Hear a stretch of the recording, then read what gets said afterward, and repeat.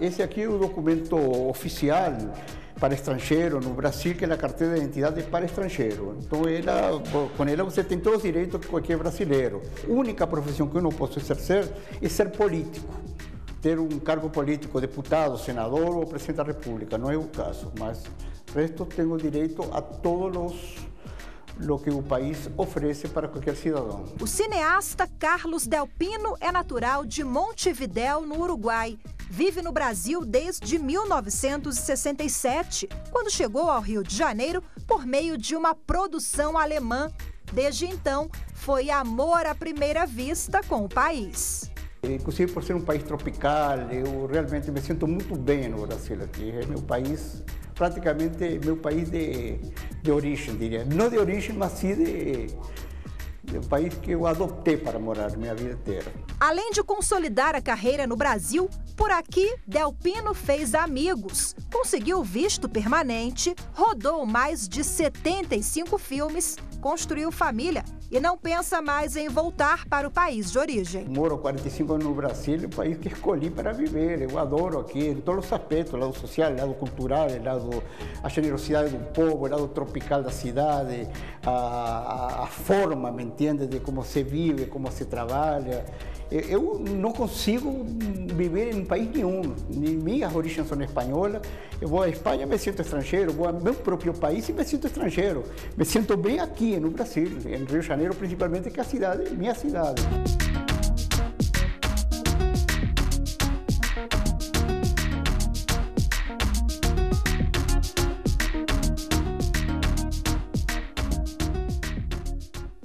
O cineasta uruguaio é um dos cerca de 940 mil imigrantes permanentes no país. Desde 2007, mais de 7 mil estrangeiros residentes por aqui receberam a nacionalidade brasileira, de acordo com dados divulgados em setembro pelo Ministério da Justiça. O Brasil não trabalha absolutamente com nenhum tipo de restrição sobre origem, nacionalidade, para adquirir a nacionalidade brasileira. O Brasil ele comporta um tipo de perspectiva que é a de que pessoas de todos os lugares do mundo podem ter essa chance de se integrar, se socializar plenamente na vida social e cultural brasileira. Somente no ano passado, mais de 1.000 foram naturalizados. Até junho deste ano, dos 859 pedidos de naturalização recebidos pelo MJ, 701 foram concedidos. O número vem aumentando nos últimos anos. O aumento do fluxo em geral da migração, seja ela estritamente laboral, seja ela para fins de reunião familiar, através dos vistos, através das autorizações de trabalho mais duradouras, através das residências pedidas no âmbito do Mercosul. Todas essas formas de ingresso no Brasil, elas geram formas de permanência de estado no território nacional. A boa recepção dos brasileiros pode ser um dos motivos para a chegada de tantos imigrantes no país e também pode ter impacto nos pedidos de naturalização. Mas você sabe como é feito esse procedimento? De quem é a competência? Acompanhe. A naturalização ocorre quando um país concede a qualidade de nacional a um estrangeiro que a solicita. O Brasil, por exemplo, pode conceder, pode reconhecer a nacionalidade de alguém que não tenha, de um estrangeiro no território brasileiro, e a partir daí ele poderá ter todos os direitos que aqueles nacionais brasileiros também têm no território nacional. O pedido deve ser feito no Departamento de Polícia Federal mais próximo da residência do interessado. Ele deve preencher um formulário específico que pode ser encontrado no site do Ministério da Justiça e juntá-lo à documentação solicitada para o tipo de naturalização requerida. Ao todo, são 4, entre elas a destinada a estrangeiros que vivem no Brasil há mais de 15 anos.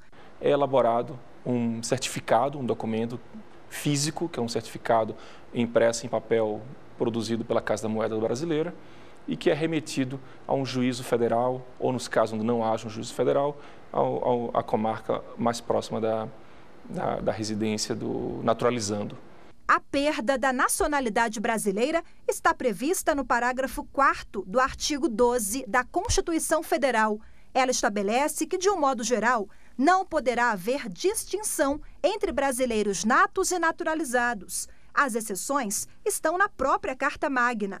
Os requisitos para naturalização estão previstos no artigo 112 da Lei do Estrangeiro, a número 6.815, de 1980.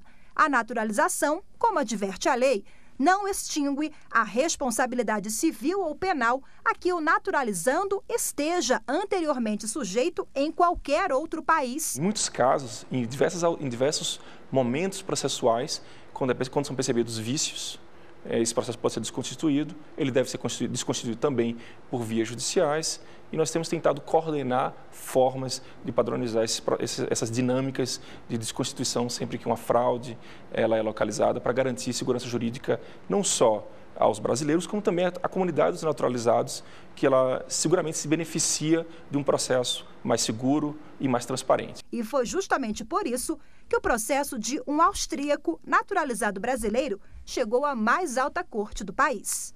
O recurso ordinário em mandado de segurança número 27.840 foi apresentado no Supremo pelo nacional austríaco Werner Hilde, que no ano de 1995 foi naturalizado brasileiro.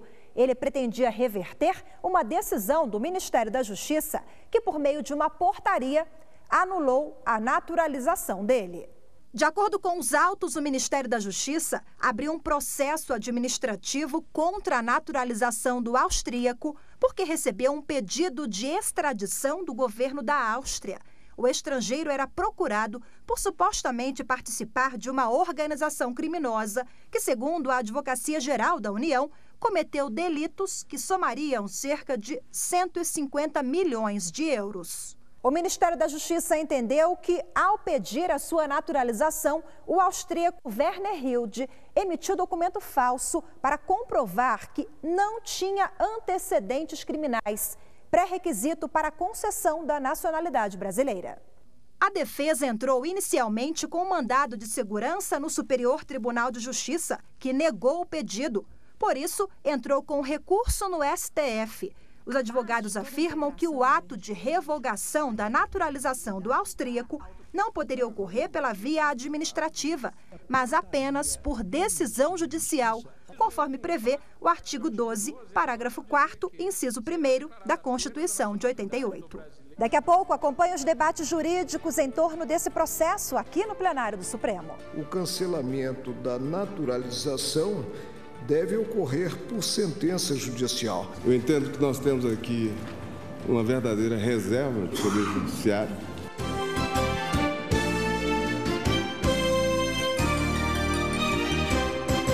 A anulação do processo de naturalização só pode ser feita por via judicial e não administrativa.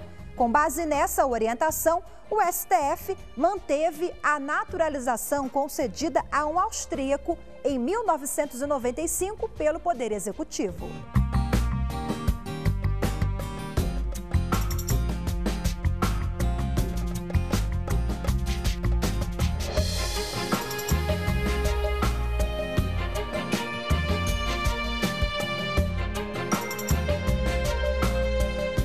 O Ministério da Justiça declarou a nulidade do processo de naturalização do austríaco porque o estrangeiro teria omitido informações sobre a condenação penal dele no país de origem.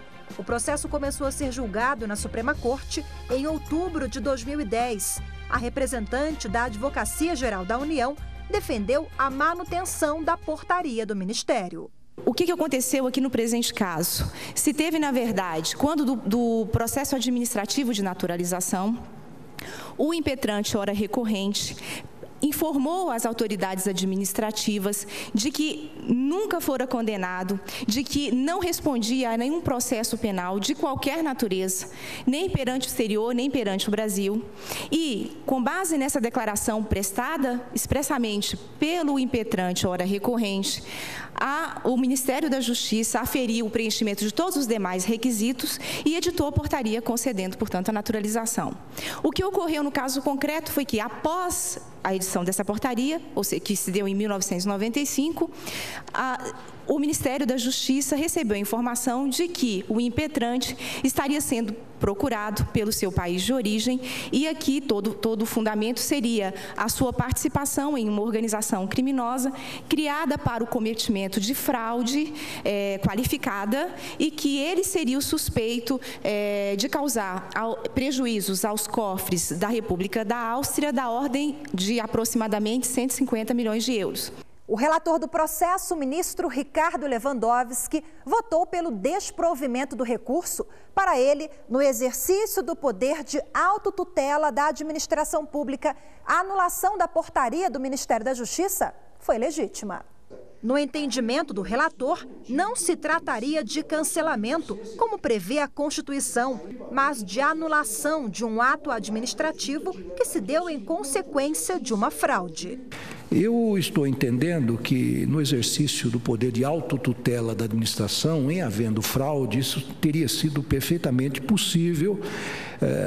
Esse ato é legítimo e digo aqui no fim do meu voto o seguinte: a naturalização é um ato discricionário do Estado, isto é, um ato de soberania para aqueles que preenchem os requisitos previstos na lei. É o que estabelece o artigo 12, inciso 2º-A. Eles são naturalizáveis aqueles que, na forma da lei, adquiram, enfim, esse direito fundamental de participação do Estado, que elegem como aquele do qual pretendam ter a cidadania. E digo o seguinte em seguida: daí extrai-se uma conclusão. Se os requisitos previstos na lei não foram preenchidos, não há que se falar em naturalização válida.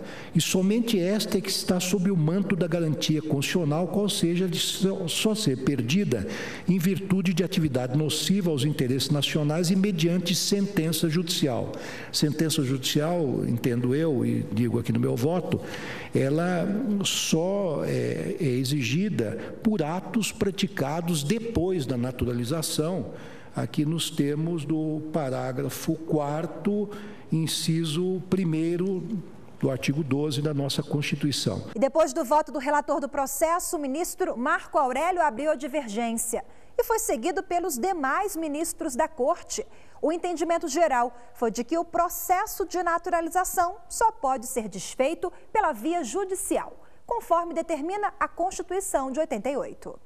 Eu penso que a cláusula do inciso 1 do parágrafo 4º do artigo 12, ela é abrangente, no que revela que o cancelamento, e é a situação jurídica, o cancelamento da naturalização deve ocorrer por sentença judicial. É certo que na parte final do preceito se tem em virtude, apontando aí uma causa, mas, a meu ver, essa referência em virtude de atividade nociva ou interesse nacional, essa referência, para mim, ela é simplesmente exemplificativa, porque N situações podem surgir.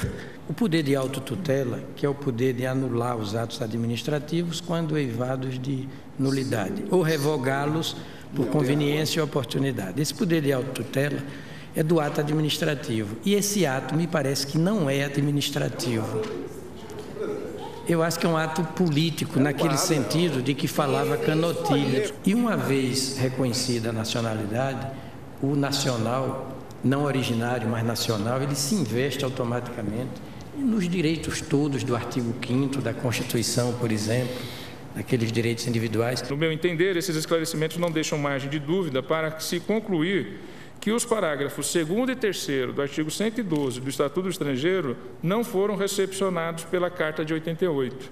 Para o presente caso, digo eu, nos interessa a hipótese prevista no inciso 1 do parágrafo 4º do artigo 12 da Carta Federal, cancelamento da naturalização por sentença judicial em virtude de atividade nociva ao interesse nacional. E, de qualquer maneira, o poder de autotutela da pública administração não pode ser exercido em detrimento de uma regra tão clara de competência. Nós não podemos nos esquecer de que o cancelamento, que é uma mera consequência material do ato de invalidação, tem uma consequência terrível. Pode, eventualmente, estabelecer uma situação de apatrídia, dependendo da inexistência por parte daquele súdito de uma outra nacionalidade. Eu estava verificando aqui, ele próprio, na defesa, diz que pediram-lhe a declaração sobre antecedentes criminais. Considerando que na legislação da Áustria, passados 5 anos, já não se fala mais em antecedentes criminais, ele entendeu de não fazer esse tipo de declaração, entendendo que isso era cabível. Esse julgamento foi interrompido pelo Supremo em outubro de 2010, com o pedido de vista da ministra Carmen Lúcia. Ela pediu mais tempo para avaliar o caso. O recurso voltou a ser apreciado pela Suprema Corte em fevereiro deste ano. No voto vista, a ministra entendeu que, para este caso, o direito fundamental do recorrente não foi garantido nos termos da lei vigente. Isso porque o órgão que determinou a anulação da naturalização do austríaco, o Ministério da Justiça, não é o órgão competente para anular o processo. Quanto à possibilidade de administração examinar, eu concordo e concordo também com o ministro relator quanto à recepção dos parágrafos 2º e 3º do artigo 112 do Estatuto do Estrangeiro. Mas eu chamo a atenção para a circunstância de que houve a aprovação de convenção internacional, Convenção para a Redução dos Casos de Apatria, que foi incorporado ao direito positivo brasileiro e como lei. E este dispositivo, parágrafo 4º do artigo 8º, diverge frontalmente do preceito que foi utilizado para fundamentar a atuação do ministro da Justiça neste caso. É o parágrafo 3º do artigo 112. E nós, quando aceitamos uma convenção, assinamos a convenção, e neste caso já há decreto aceitando, se tem ali que somente se pode dar a invalidação de qualquer naturalização quando tiver sido feita a análise administrativa ou judicial, no caso da administrativa, perante órgão autônomo e independente. A meu ver, o Ministério da Justiça não é um órgão com esta característica. A revogação de um ato administrativo se dá por motivo de oportunidade e conveniência da administração, inclusive pode ensejar uma indenização dos prejuízos causados por aquele que teve o ato a seu favor revogado. Então, aqui, eminente ministra Carmen Lúcia, pensando em voz alta, nós estamos diante de um ato inexistente, de um ato nulo. Não se trata de de um ato que é revogado porque, afinal de contas, o Estado brasileiro voltou atrás. Houve fraude. Esse ato não existiu. O ministro relator do processo, Ricardo Lewandowski, tentou mais uma vez chamar a atenção do plenário do Supremo sobre a anulação da portaria sem a necessidade de uma intervenção judicial. Apesar disso, mesmo assim, a divergência aberta foi seguida pela maioria dos ministros.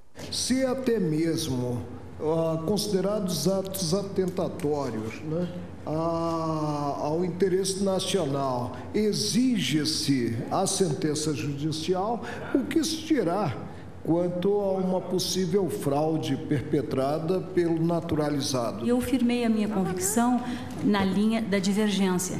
Por isso, eu me restringo a, assim, votar, pedindo todas as vênias aos que pensam em contrário e destacando que o argumento trazido pela eminente ministra Carmen Lúcia com relação ao tratado, que eu não tinha sobre ele me debruçado, Vossa Excelência, como bem colocou, apenas reforça a conclusão. Eu tenderia a ficar, na linha do que eu já até escrevi em algum momento, no primeiro argumento, de que isso se extrai do próprio texto do próprio texto constitucional. É claro, agora, argumento que é sério, levantado pelo ministro Lewandowski, quanto uma eventual lentidão da justiça na solução desses casos, obviamente isso depende um pouco de conformação processual, tendo em vista, inclusive, a gravidade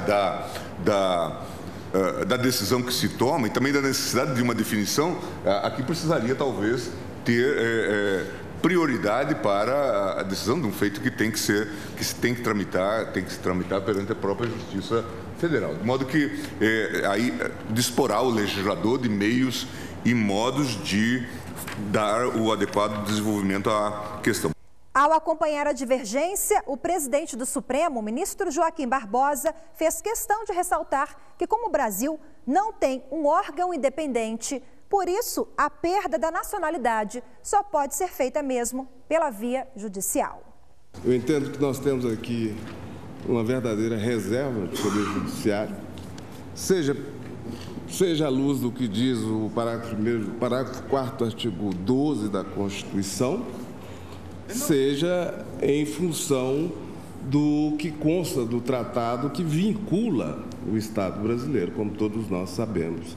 E no caso do tratado, o Estado brasileiro concordou em que a anulação de um ato de naturalização no nosso país só se possa fazer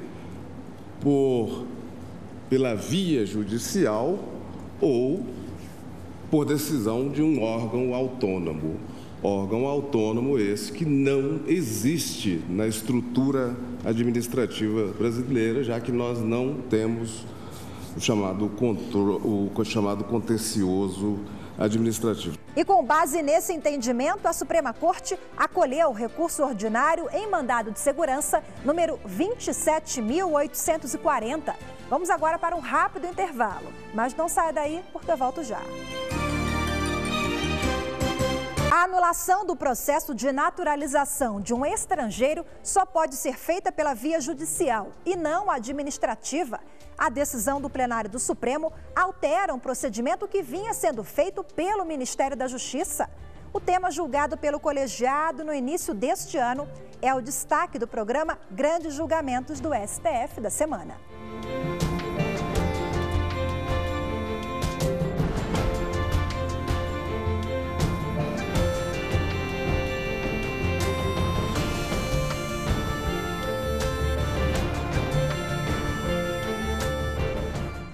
A base de toda a impetração, na verdade, é a discussão se a autoridade administrativa poderia, por intermédio de portaria, declarar nulo o ato de naturalização.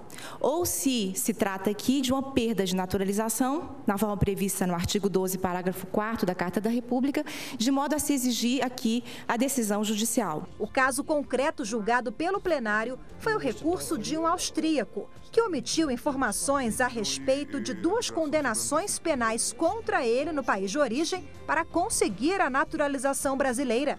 Apesar do Ministério da Justiça ter anulado o ato por esse motivo, para o STF, a anulação só pode ser feita pelo Poder Judiciário. O julgamento chamou atenção para o Estatuto do Estrangeiro, criado em 1980. Para o Ministério da Justiça, a lei está defasada e deve ser revista pelo Poder Legislativo.